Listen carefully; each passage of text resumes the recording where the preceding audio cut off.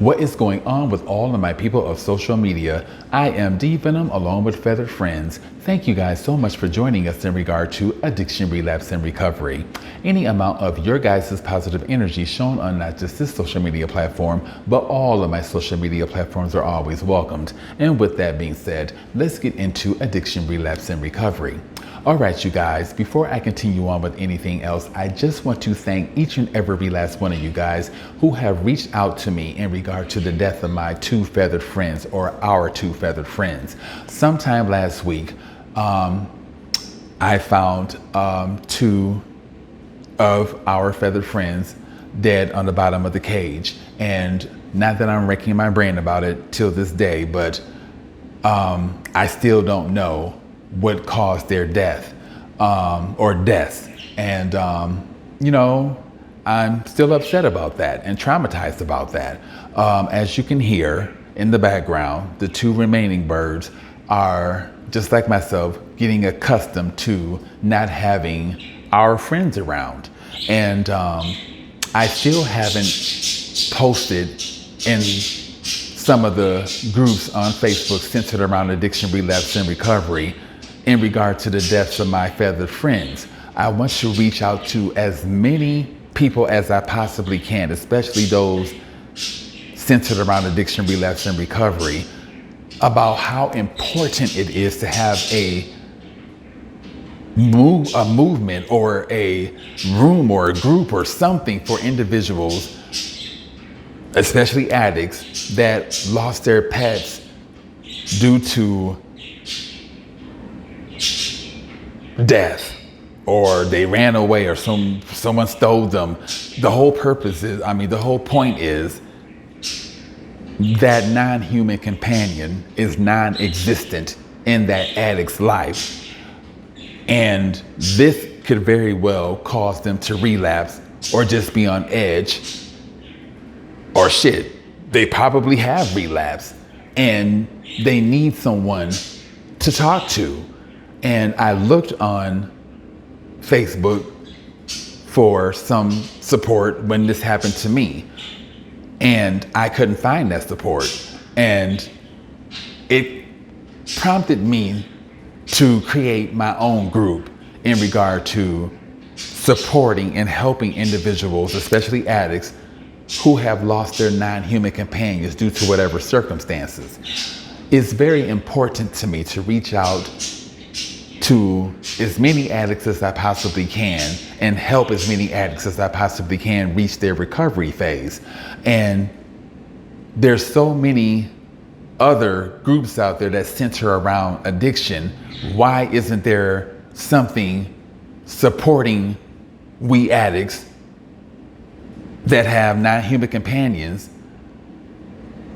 that lose them? There should be something out there, because people are relapsing every day because they have lost their non-human companions. And it's not right that there's no support out there. Nearly every other aspect of addiction is being covered. Why not have something out there for addicts who have lost their non-human companions? If no one else is going to do it, I am. So hopefully you guys will take the initiative to join that particular group, especially my addicts that need that need of some somewhere to grieve, or someone to talk to, or a simple cyber hug. Whatever the case is, don't be ashamed to join that group if you need the help. Moving forward, I am going to hit two major milestones. I gained clarity in regard to yesterday that I was 70 days clean off of methamphetamine. Today marks 71 days clean. Do you guys know how happy I am, considering the fact that I was deep into my motherfucking addiction and I don't know how long I've given myself a break away from that shit. But to be 71 days clean from methamphetamine is a huge milestone, considering I know where I've been and I know where I can go back to if, I decide to go back there. But wow, you guys can do this too.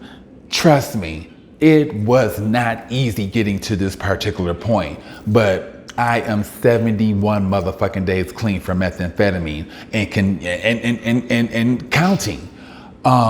Another thing that I learned today, for those of you that don't know what Recovia is a organization centered here in Arizona. They may be in California, but I do know they're primarily positioned here in the Arizona area. They center around helping individuals with substance abuse, physical therapy, mental health issues, and a lot of other different things. And they look at abuse or addiction and other things as a whole. And it's a lot that goes into Recovia. But I found out today that I've been attending Recovia now for 13 weeks. The program that I'm in is very intensive. Considering my walk with methamphetamine, I needed intense therapy and whatever else to reach my full recovery phase. And the program ends for me at 18 weeks. When that 18-week mark hits, I will receive a certificate, I think a few other things, and I have the choice to, I guess, drop the program and continue on with my life, or I can continue on with the program and it won't be as intensive as it is now. I go 2 days a week for about 4 hours a day. And it can be a little bit much because I want some of that time to myself. But I understand, considering my walk with methamphetamine, I need this intense therapy and counseling and whatever else in order to make a full recovery.